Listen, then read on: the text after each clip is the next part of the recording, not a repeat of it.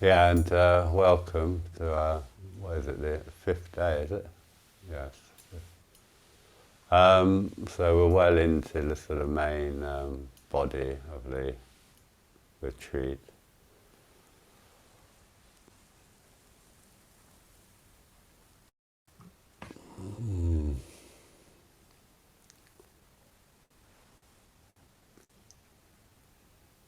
Maybe I just say a few words, a little bit more about the mythology around the historical Buddha Shakyamuni.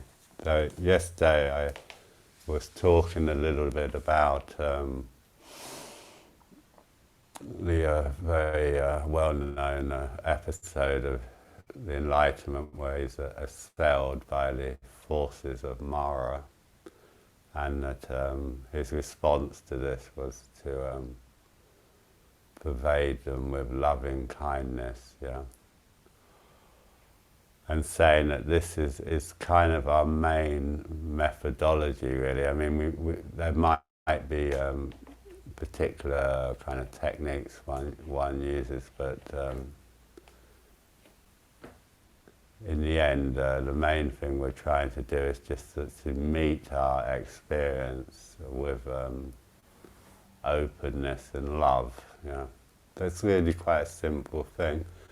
Of course, that myth goes on a little bit. So after the failure of his daimonic or demonic, maybe, forces to disturb Siddhartha's sit-in, Mara appears in person to him, doesn't he? And he starts trying to undermine his confidence. I think in some it's sort of described as like he's a sort of lawyer, you know, a cunning lawyer trying to undermine his confidence and challenges his right to sit under the Bodhi tree. So the Bodhi tree is the Axis Mundi. It's a tree of the world. Yeah. In mythological way of thinking, it's sometimes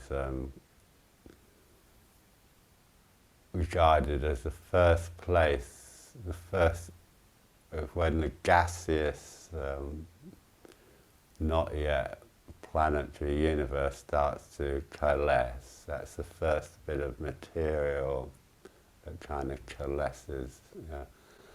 And so it's known as a Vajrasana or diamond throne. And of course, this motif of a tree, a world tree, appears in various mythologies all around the world. It's a kind of a universal archetype or symbol. In the European tradition, of course, it's particularly prominent in Norse myth, but certainly it appears in many traditions. And in England, there's a whole number of sacred trees that were regarded as sacred. And I can't remember the dates, but certainly in some of English history it was actually punishable by death to cut down certain trees, which were regarded as sacred. And when the Romans wanted to get rid of the Druids from England, what they did was to cut down the sacred groves of the Druids. Yeah. While I'm on the subject of trees and cutting them down, it's always been really striking to me that the earliest extant myth that we still have, earliest the Gilgamesh cycle, one of the main motifs in that, or main episodes, is when Gilgamesh and his mate Enkidu go to the cedars of Lebanon, this great forest of these cedar trees in Lebanon, and they have a battle with the guardian of the forest, Humbaba, and then they cut down the trees, the cedars of Lebanon, and take them back to the city to make gates from them. And this angers the gods, well, angers some of the gods anyway. It's a central motif in the whole myth, really, this cutting down of these trees.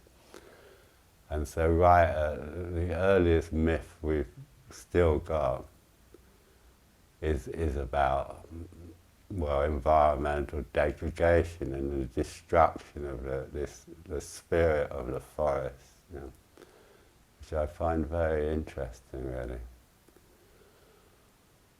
So this is deep in our psyche, deep in our collective psyche.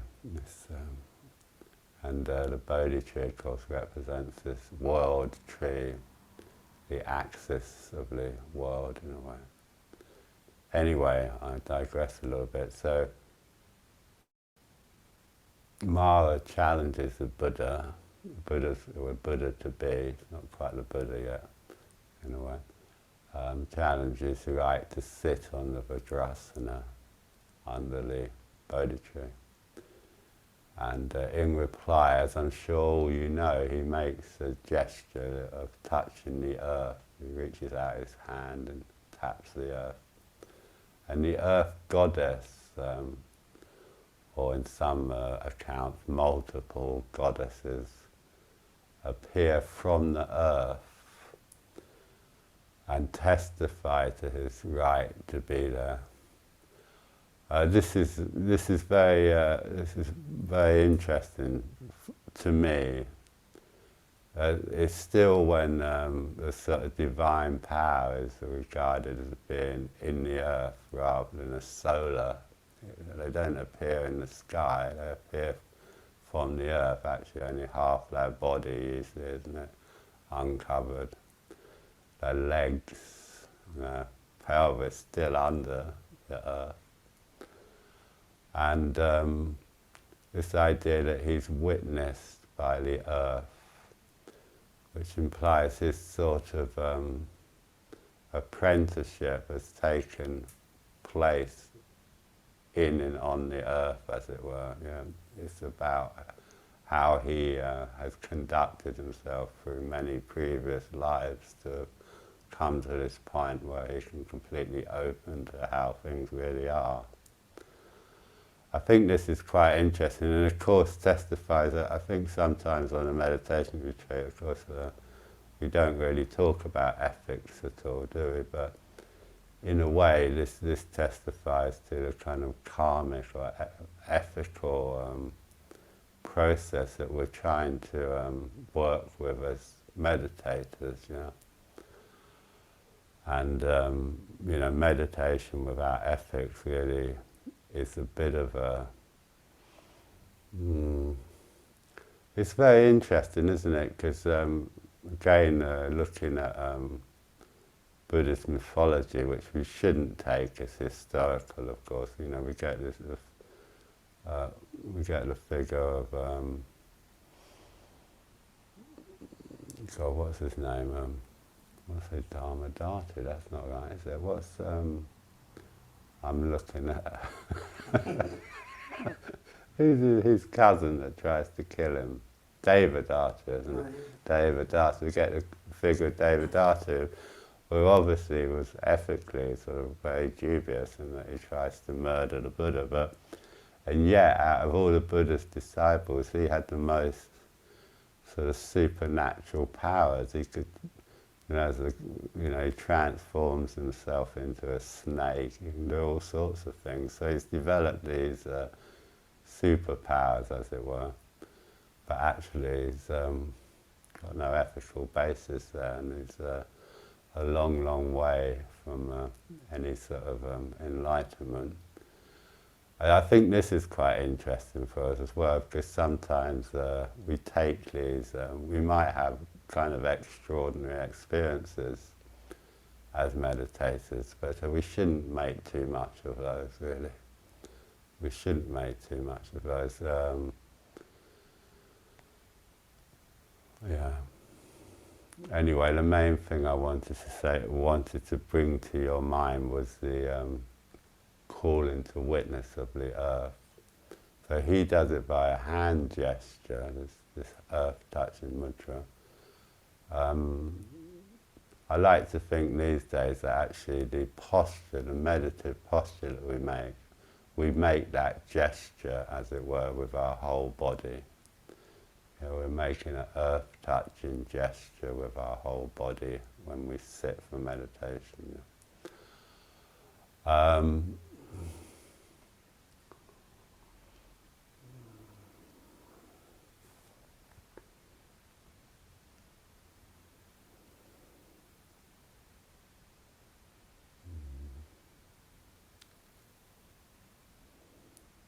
So we've sort of between, and I say between in a way, we're always between the grounding and the turning towards. These, they shouldn't be understood as two different separate things, really. Of course, one blends into the other.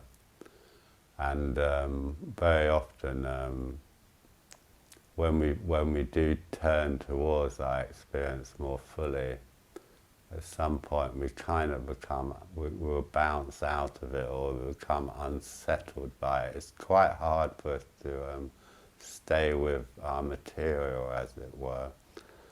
Why it's difficult is because the ego will want to appropriate that material.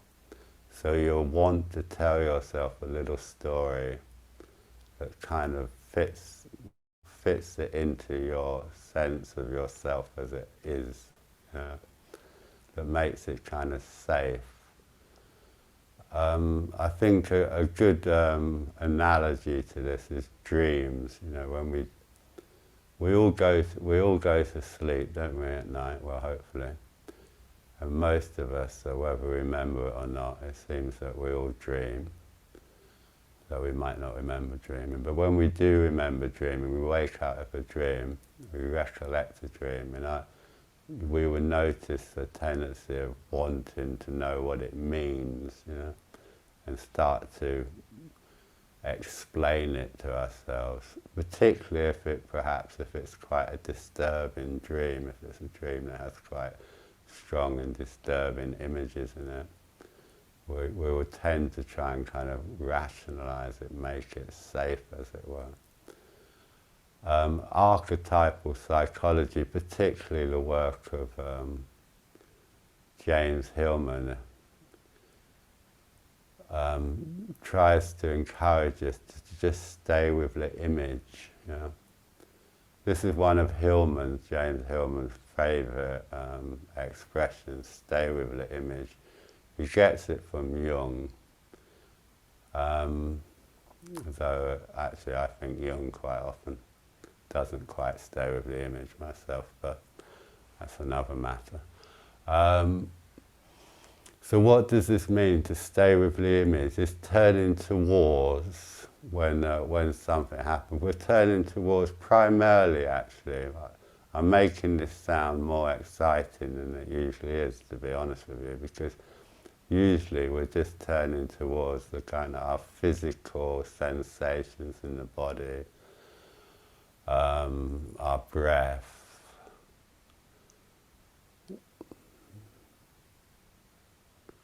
and sometimes there's images, isn't there? Sometimes there's memories, sometimes there's just feelings or a kind of atmosphere.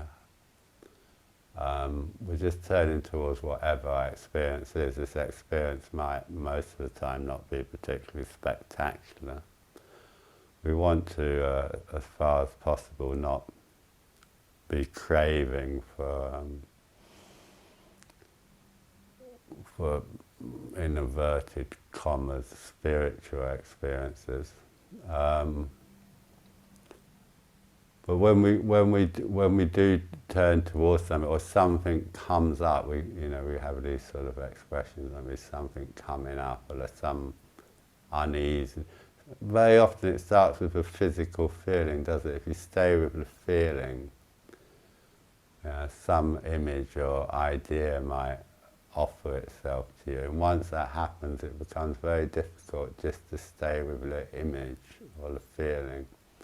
We immediately start to kind of rationalize it, or it sets us off on a particular sort of cognitive chain of thought. And to some extent we've just got to accept that's what's going to happen a lot of the time. But when we notice it's happening, we try and just come back to what I'm calling the image, as though it might be coming back to the sensation. Say you've got say you're attending, abiding with your heart, and there's a sort of a little sensation there, and it's very easy just to go off on one, isn't it? Thinking, oh, you're going to have a heart attack or blah, blah, blah. We immediately sort of go off on something, rather than staying with the actual feeling and letting it unfold. We're trying to let this stuff unfold under its own dynamic. I think this is the main point, that we have to understand, if we can, that different parts of our psyche have a kind of independent existence. They have their own dynamics. And what we're trying to do is just attend to them in an open, loving way. We're not trying to get rid of them. We're not trying to manipulate them. We're just trying to abide. I like this word, abide. Yeah? We're just trying to abide with them and see what they do. Let them do what they do. When we manage to do this successfully, of course, they move of their own, under their own power, as it were. What we're working against is this idea that somehow, because we imagine, I think most of us imagine,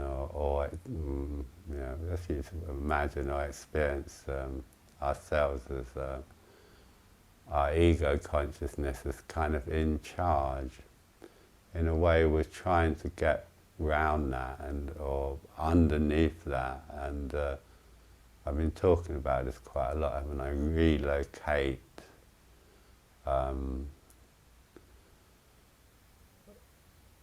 what I've been calling it, what what constellates the psyche, and I've been suggesting that it's the heart center that the psyche constellates around. Another way of putting it is to say the heart center is the ruling center. It's the sort of king or queen of the whole affair, and it's where that marriage, it's where I'm sort of I'm rubbing, so I'm going to be a bit careful. I was rubbing my heart, but I've got a microphone there.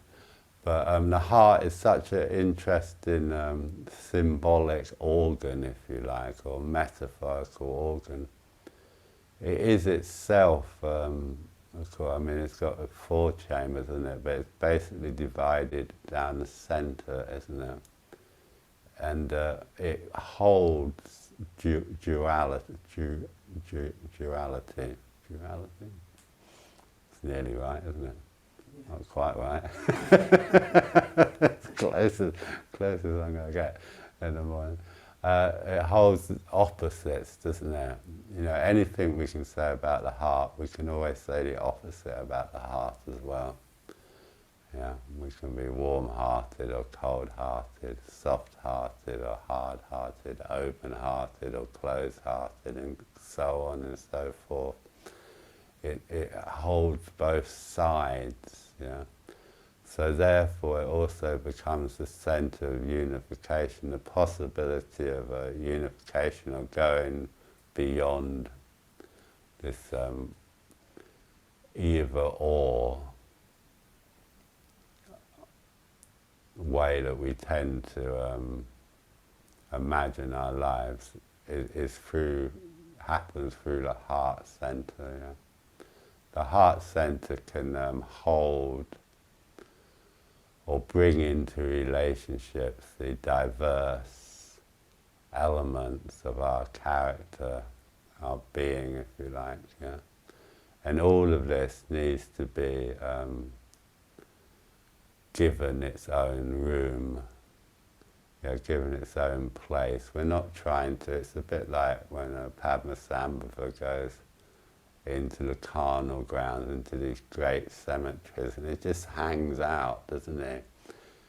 Sometimes goes in if he just puts his back, leans back, his back against the stupa and hangs out with all these extraordinary, extravagant and sometimes terrifying beings that inhabit these crematoriums, these huge cemeteries, Chili Grove and so forth, And he just hangs out with them and he just gets to know them and he sort of gains their confidence. Yeah. And it's really the same with what we're trying to do. We're trying to get to know, become comfortable with the different aspects of us. Yeah. And when we do this, of course, they can, when we acknowledge and allow them to have that energy, we don't have to take them literally, do we? We don't have to take ourselves literally, in a way. We come into a poetic relationship with our own psyche. This is a funny thing to say, really. I don't know if it makes any sense, but for a long time now I thought, well, the nature of reality is actually poetic. It is poetic. I mean, in a way we see this at a quantum level. We see it at all levels, really. Our relationship with the world is a poetic relationship. It's not a literal relationship, And all the most important things in our lives, love, friendship, care, all these things, they're not, they can't be reduced to sort of neurological or when we do reduce them to this sort of thing, that's exactly what we do. We reduce them and we make them small and tight and literal. And that's not actually how we can experience our lives. We can experience our lives as open and poetic and connected and loving, But you're never really going to untangle what that means. We know when we're experiencing these sort of things, but, we shouldn't get into some kind of psychological or neurological reductionism, because what we're not... William Blake, of course, is very good on this as an English mystic. It's nice that we've got our own, well, I'm English, so nice for me to have people like Blake in their history. And one of his main things was this idea of double vision, wasn't it? That there's always more than one way of seeing. Once we get single vision, we're into a literalism. We're into a monotheistic God, in a way. This is the great thing about the paganism, They had all these different gods, and all these different gods represented different aspects of I say gods, as goddesses originally more than gods, but both, of course. And all these different figures, these personifications of psychic energy, aren't they? Not just our internal psychic energy, but the psychic energy of the world, the spirit, if you like, of the world, become personified in these different figures. And for the human being, it seems for the human being to enter deeply into this sort of thing, very often some kind of personification is necessary.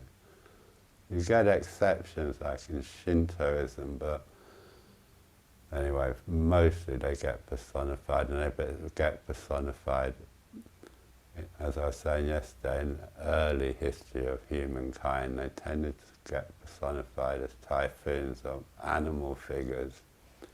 But as our consciousness developed, more and more they get personified in sort of largely human forms.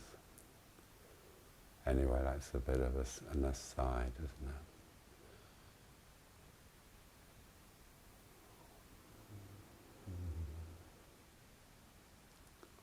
it? Anyway, maybe that's enough. I don't know what you can make of that.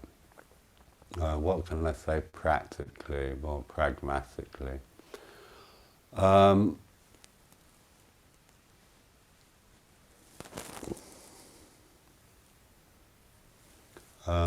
don't know really. Maybe we'll just see what comes out in the meditation. Okay, so get yourselves comfortable.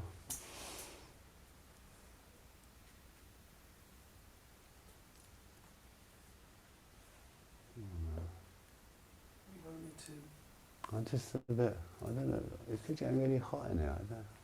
I wonder if that heating's done something weird, because I'm sure I didn't touch it really. There's a thermostat, just there, just the upper. Sorry, my heating seems to have gone into some weird. So it's a little arrow at the. I think I've turned it off now. Oh, okay. It's getting quite hot in here, isn't it? Is this, I'm not sure I didn't put it on. Anyway, never mind. If it's not gone AWOL. Anyway.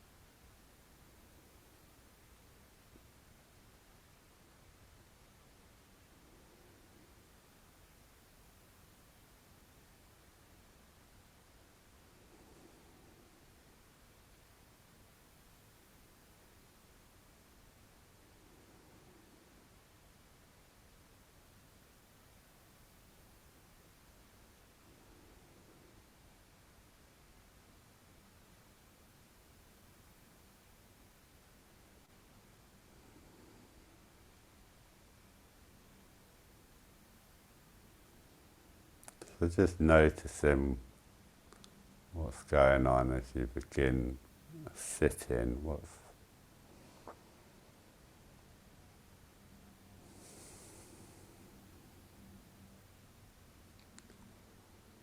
maybe just becoming aware of the sounds around you, whatever they are.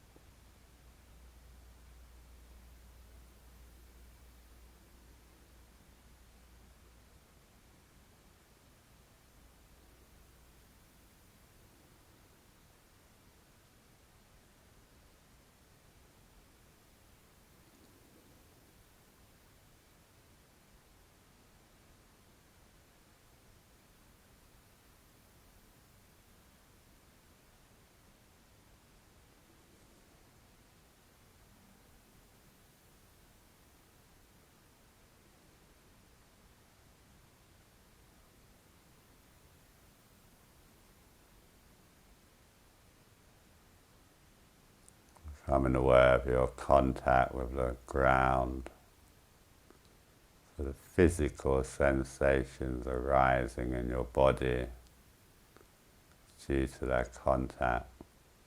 cushion, the chair, the floor.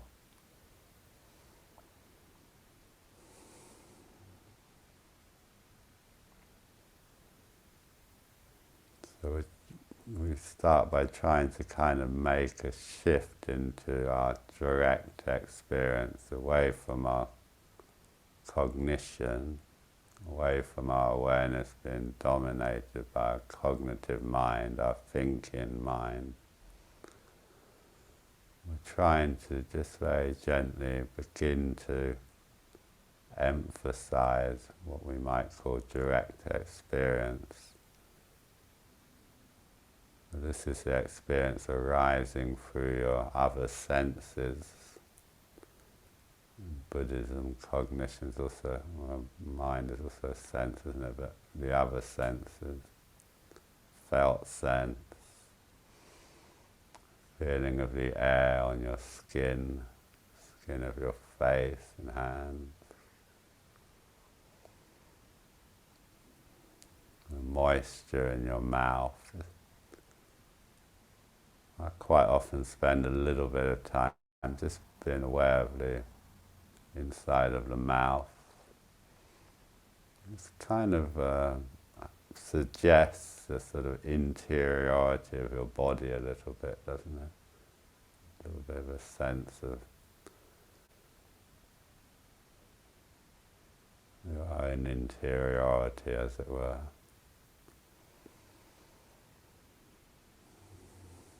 The sensations arising in your body, so we're shifting from putting emphasis on our cognitive experience. We don't have to get rid of our cognitive experience. We're just shifting from our cognizing to what we refer to as direct experience. At the core of this, from a meditative point of view, is the experience of breathing, partly because it's always available to us, and partly because it's so central to the experience of having a body, isn't it? Having a living, we have the term of a living, breathing body. The two are more or less synonymous, isn't it? Breath and life.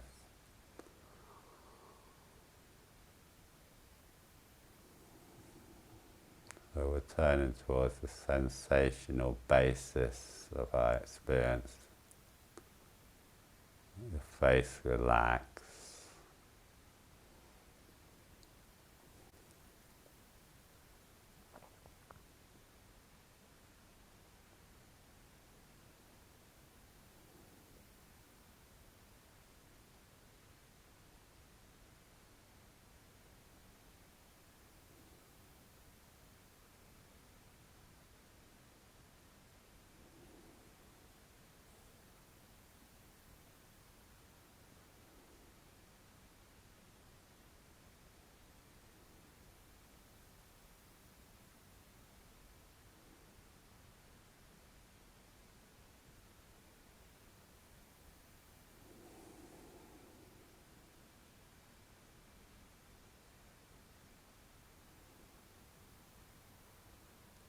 So if you have a sense of the world kind of supporting you, as if you've taken your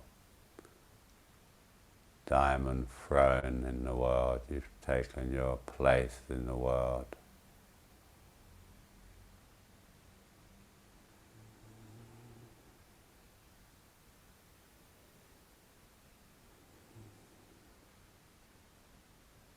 Making the earth-touching mudra of the whole of your body.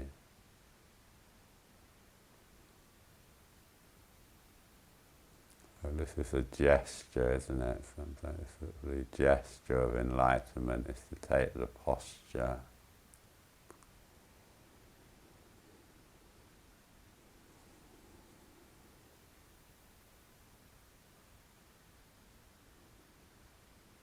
In this wonderful book, Zen Mind, Beginner's Mind, Suzuki says,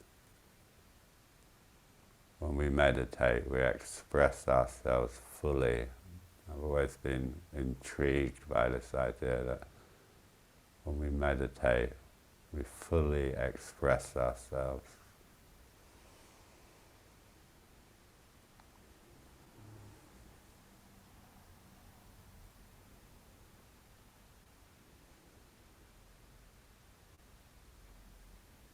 What might this mean?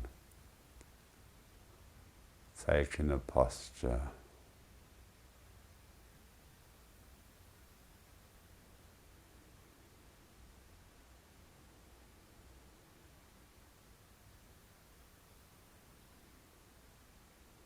As if you're allowing yourself to be fully seen by the world. If the world is going to witness you, you have to be willing to be fully seen by the world. Often, of course, most of us, most of the time, are not even fully seen by ourselves, are we? There's bits of ourselves that we don't really acknowledge, that we rationalize or project onto other people. Can't quite hold our fullness, can we really? It's always kind of getting repressed or displaced, or projected. And when we meditate, we try and have this sense of just being fully here, present in your own vessel of your own body, but also present to the world.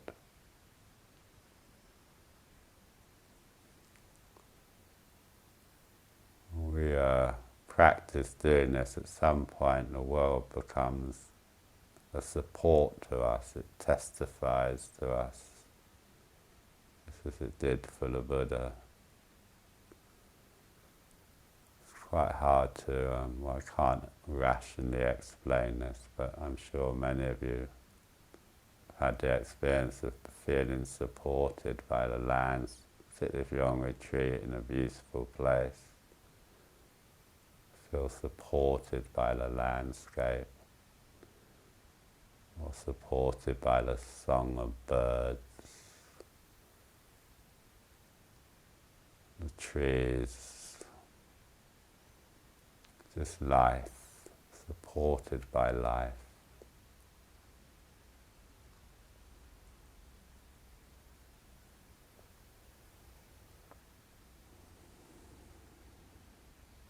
Just using the, or just allowing the world to have its, to activate us, the sky and the earth.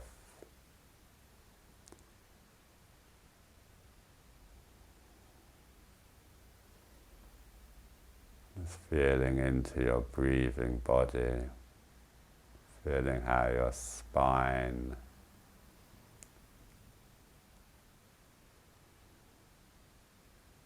gently moves in your body as you breathe.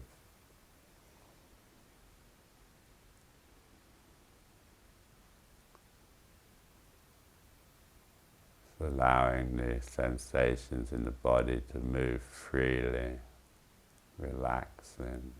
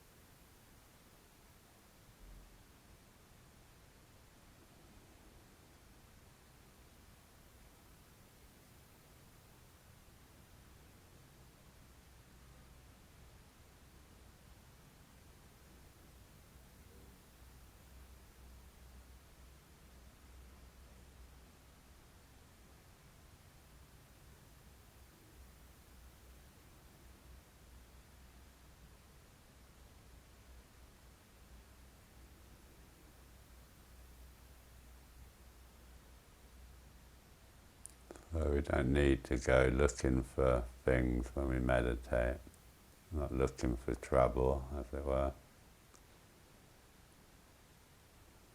Just enjoying, if we can, the breath, making the body. Feel how your body is a body of breath and sensation, body of image, body of longing. Just feeling what's there.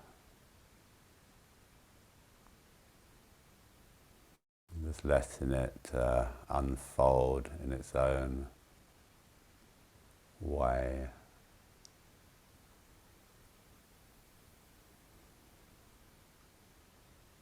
Be conscious of how the heart is supported by the diaphragm, down through the belly,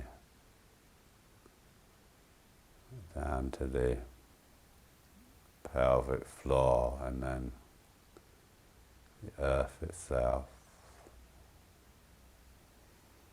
Try and have a sense of the heart supported from underneath.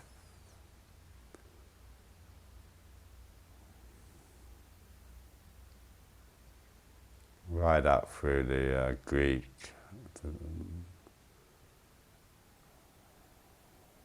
many of the divine forces were imagined coming up from below. That's what we get in the oracle at Delphi, don't we? This energy coming up into the oracle from below.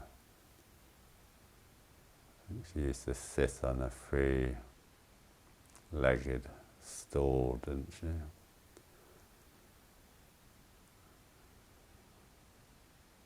The divine influx would come up and enter her through the lower mouth into the body. So it was the earth energy rising up.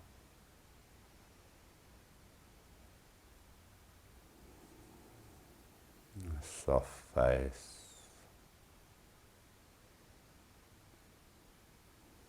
The belly move comfortably,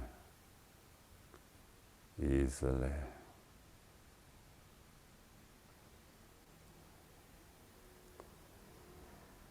The breath get into the joints, the shoulders and the hips, the articulation of the spine.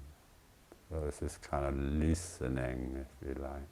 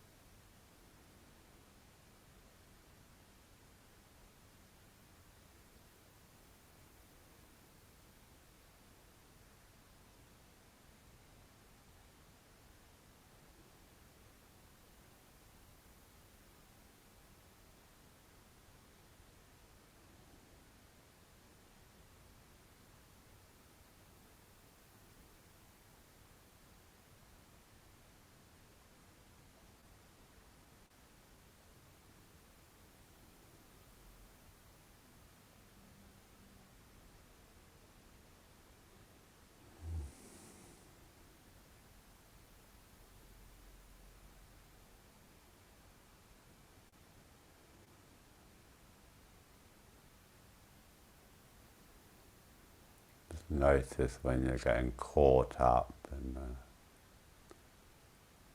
your thinking mind.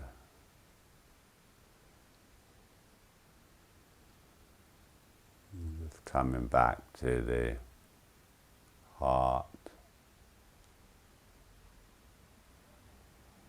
the breath.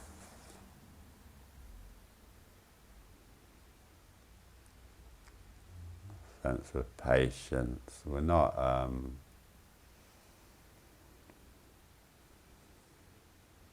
trying to work something out when we meditate. We're not trying to figure things out.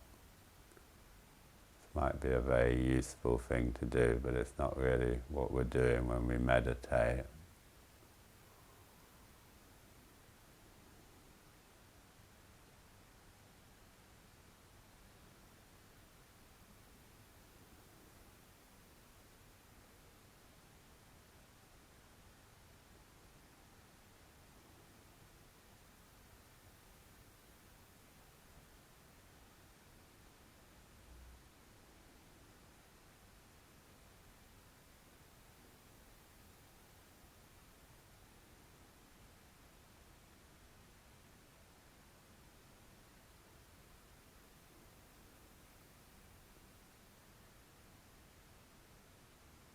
So just welcoming whatever arises. Try not to get into a judgmental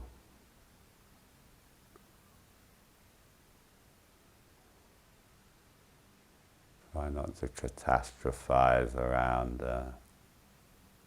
anything.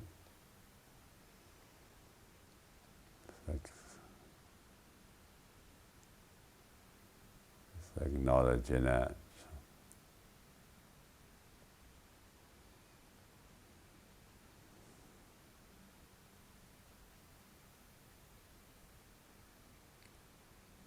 As we get with Padmasambhava, we need to have our own daimonic energies.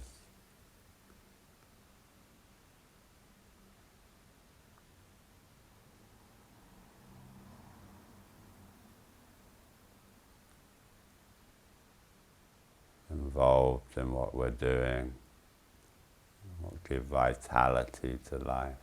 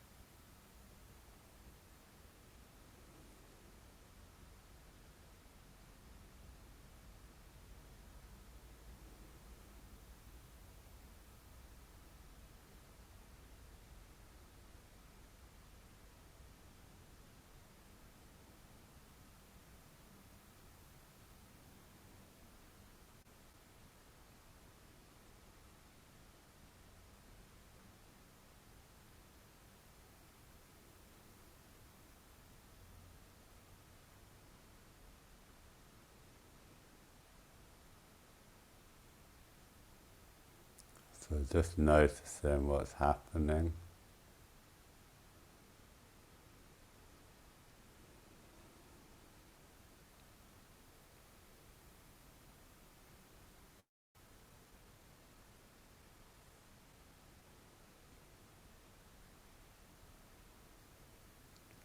Try not to privilege your cognitive experience. Your experience is much wider and deeper than just the cognitive part of you. So we're turning towards the non-cognitive aspects of our experience, which is everything else.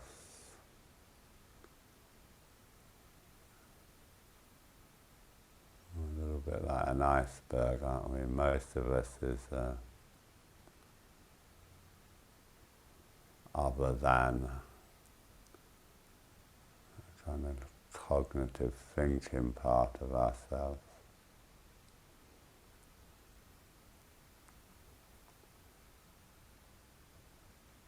So we're just turning towards that, the body of ourselves. Might just be the breath and the sensations. Might include memory or image, or even thoughts that sort of just come up spontaneously. It's all fine, just let it do its own thing, as it were. We're trying to relax that need we all have to control our experience. That fear of just being.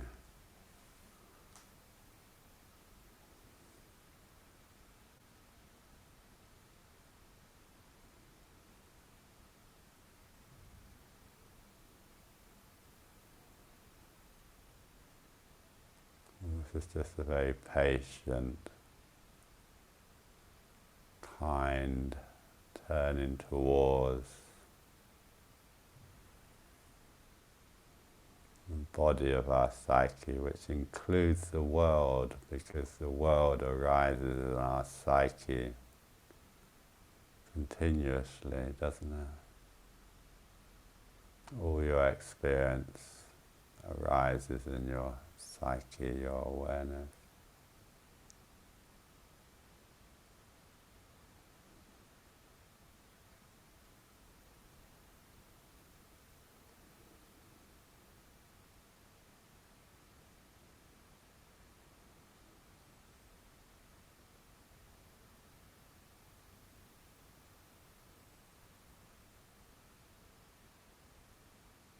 What does it feel like to stop controlling your experience and just rely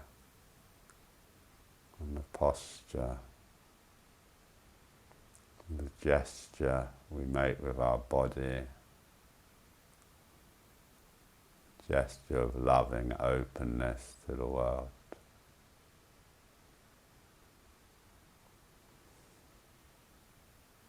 A soft face.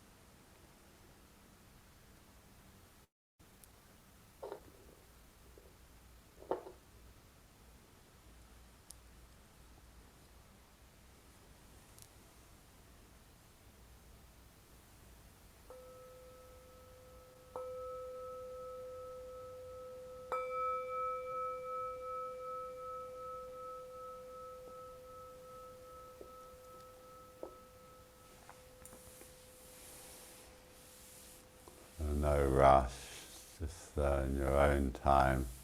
We'll go into our resting postures.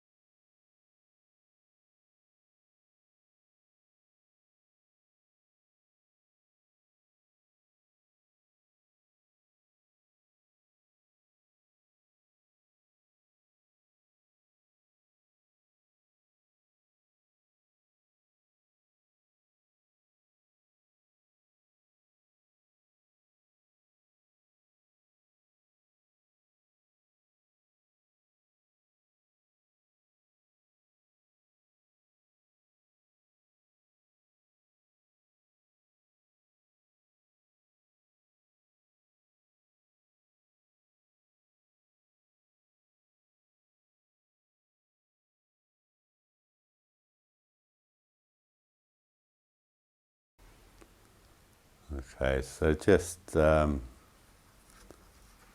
letting the ground support you, particularly the head. Try to let go of the head.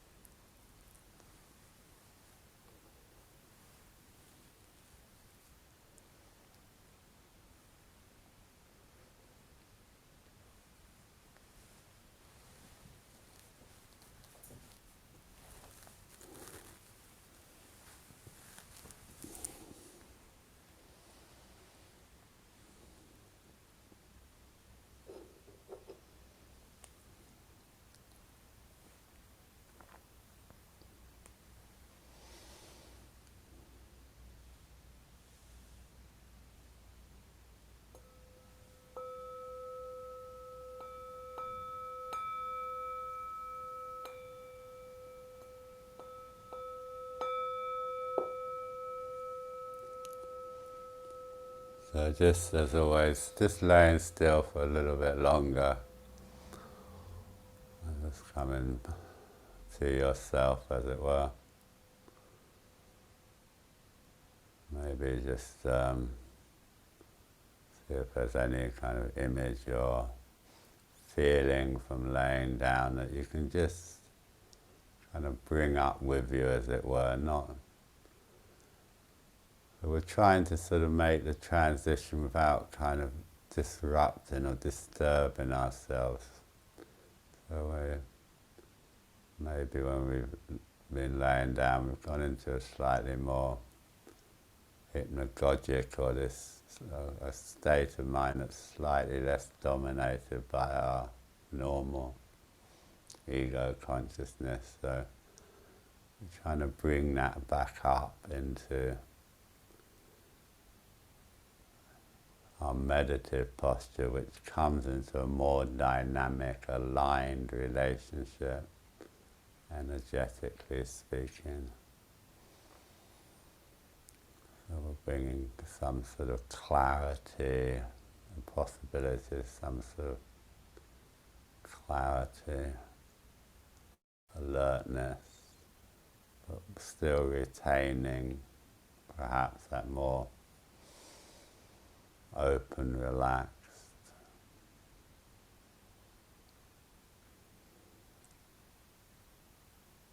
embodied experience. And so just carefully, with a sense of care, retaking your posture and taking the time you need to get settled and comfortable.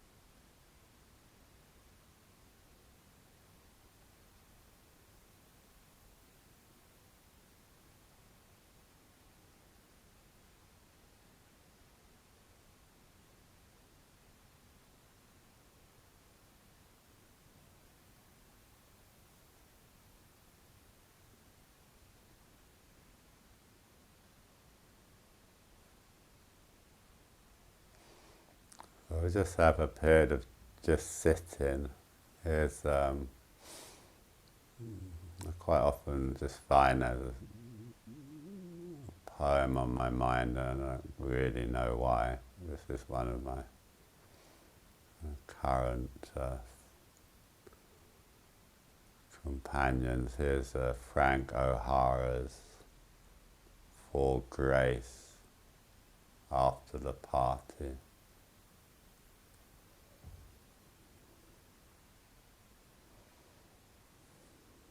You do not always know what I am feeling.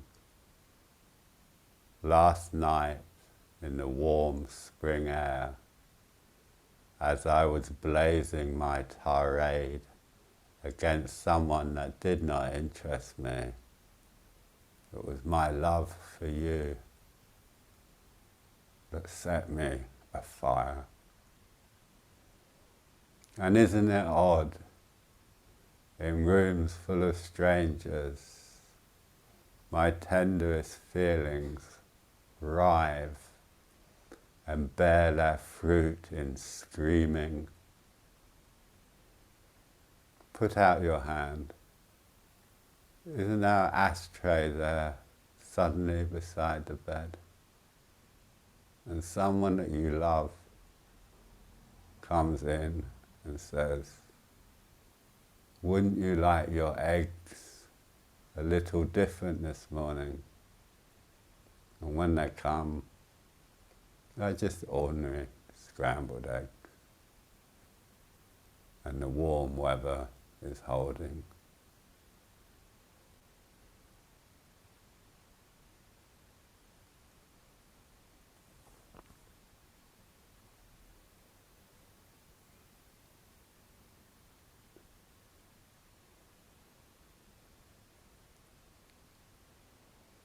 So just sit in with your experience in the world as it offers itself to you.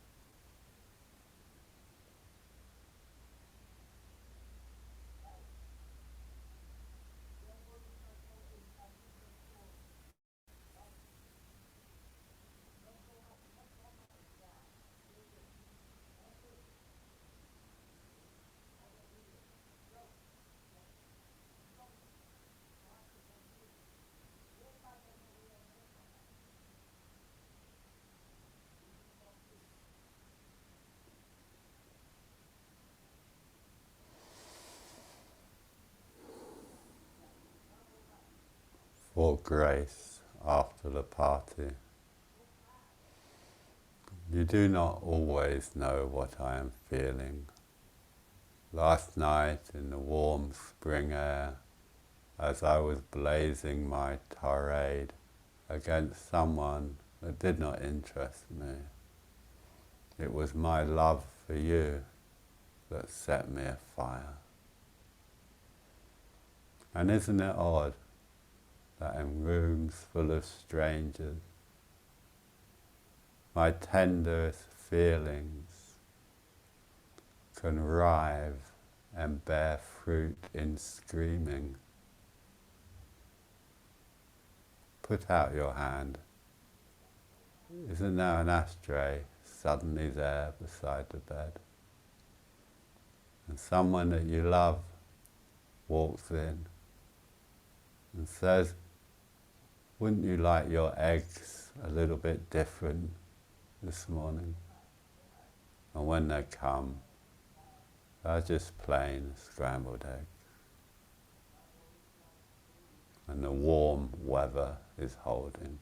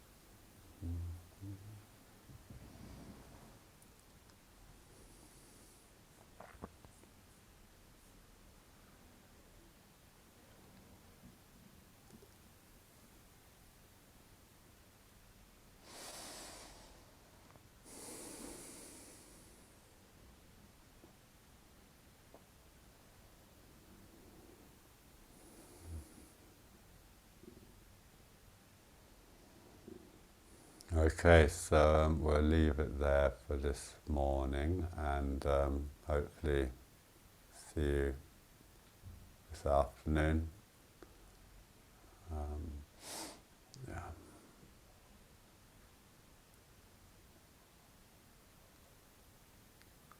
Thank you.